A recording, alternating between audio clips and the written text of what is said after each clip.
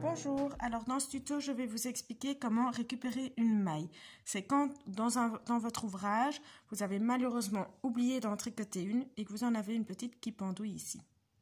C'est assez ennuyeux parce qu'évidemment, elle va se défaire petit à petit jusque tout en bas de votre ouvrage, jusqu'à ce que finalement, vous n'ayez plus du tout cette maille et que vous ayez toute une ligne avec des trous. Alors, il y a plusieurs techniques. À ma connaissance, on en a 4. Maintenant, il en existe peut-être d'autres que je ne connais pas. Certaines techniques sont plutôt réservées aux fainéantes, on va dire, et d'autres plus pour les courageuses qui vont se dire « je recommence depuis le début et puis tant pis, quoi ». Donc, la première technique, qui est plutôt une technique de fainéante, on va dire, mais qui fonctionne extrêmement bien et qui vous permet de ne pas perdre trop de temps. Personnellement, je dis une technique de fainéante, mais j'utilise aussi, donc je suis une fainéante, je l'avoue. Alors, la technique consiste à venir rechercher la maille avec votre crochet. Donc, vous passez le crochet dans la maille. Et puis, vous allez venir derrière la maille chercher le fil que vous auriez dû utiliser pour passer dans la maille. Et vous venez le chercher avec votre crochet. Vous ne prenez que celui-là, pas celui d'au-dessus. Vous n'en prenez donc qu'un. Et puis, vous allez le tirer à travers la maille. On va chercher le fil suivant.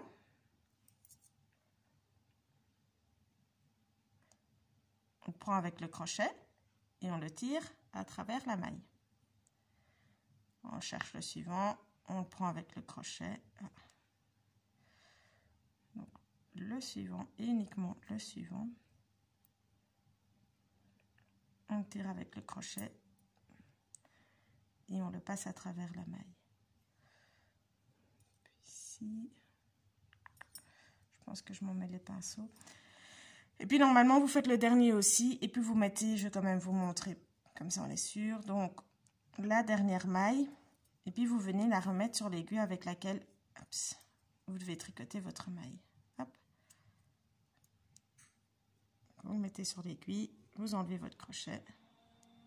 Évidemment, moi comme je fais ça n'importe comment, je l'ai mal mise et voilà, vos mailles sont remontées. Ça se voit un peu malheureusement, c'est pas super joli. Mais à force de tricoter, vos mailles redeviendront à peu près normales et ce sera beaucoup plus discret. Une autre technique, vous venez de la perdre, vous vous en rendez compte au rang suivant. Donc on est comme ceci. Eh bien, vous attrapez la maille avec votre aiguille et ce n'est pas une technique si facile que ça. Elle vous permet de récupérer une seule maille toute seule, mais elle n'est pas facile. Donc avec votre aiguille, vous venez chercher votre maille. N'hésitez pas à tirer un petit peu pour pouvoir la récupérer comme il faut.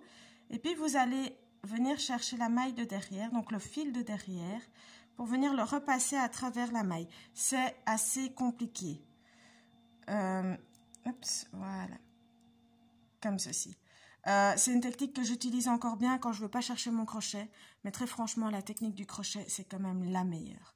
Une autre technique que j'utilise quasiment jamais, c'est la technique du fil de survie. J'en ai beaucoup entendu parler, moi je l'utilise pas parce que je suis une fainéante et je préfère la technique du crochet. Donc le fil de survie, simplement, vous allez tricoter toutes vos mailles sur votre aiguille et puis vous allez passer un fil à travers celle-ci. Donc avec une aiguille, vous allez venir avec un fil d'une autre couleur, passer ici à travers. Donc ça peut être avec un reste de fil par exemple, donc vous passez à travers toutes vos mailles de manière à ce qu'elles soient toutes maintenues avec ce fil. Et puis vous tricotez votre ouvrage normalement comme si ce fil n'existait pas. Le but étant, si vous êtes sur un dessin compliqué et que vous oubliez, que vous perdez une maille ou que vous faites une erreur, vous défaites votre ouvrage jusqu'à ce fil. Ce fil va tenir toutes vos mailles ensemble et donc si vous arrivez à l'endroit où il y a ce fil, vous n'aurez plus qu'à repasser votre aiguille dedans. Mais si vous avez tricoté 10 rangs depuis ce fil et que votre faute est au 5e rang, vous allez détricoter 10 rangs et devoir retricoter 10 rangs. Or que vous auriez pu le faire qu'avec 5. Maintenant, c'est une technique quand même assez pratique quand vous êtes sur un dessin compliqué, parce que récupérer une maille sur un dessin compliqué, c'est pas facile. La 4e technique, qui est la technique la plus compliquée, je vais dire, dans le sens où c'est celle qui vous prendra le plus de temps. Dans le cas où vous venez de commencer votre ouvrage, moi ça m'est déjà arrivé, j'ai fait que 2 ronds, je me casse pas la tête, j'utilise cette technique-là. Mais dans le cas où, comme par exemple actuellement, je fais un ouvrage où je suis à plus de 70 cm de long, si je me rends compte à 70 cm qu'en fait à 35, j'ai oublié une maille, je l'ai perdue, j'ai pas vraiment envie d'utiliser cette technique. Elle consiste simplement, et là je vais vous la montrer ici, simplement, sans fil de survie, sans rien, à faire ceci. Et à détricoter donc jusqu'à la fin. Et de tout recommencer. C'est une technique très pratique parce que si vous avez fait d'autres erreurs, vous êtes sûr, vous pouvez rectifier sans problème. Mais c'est une technique qui va éventuellement peut-être un petit peu abîmer votre laine. Selon la laine que vous avez, c'est pas top de tricoter, détricoter, redétricoter, ça l'abîme. Donc ça risque d'abîmer un petit peu votre laine.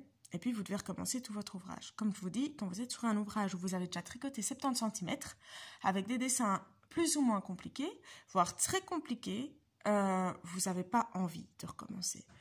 Donc ça, c'est une technique que j'utilise que quand je suis en tout début d'ouvrage, que j'ai quasiment rien tricoté.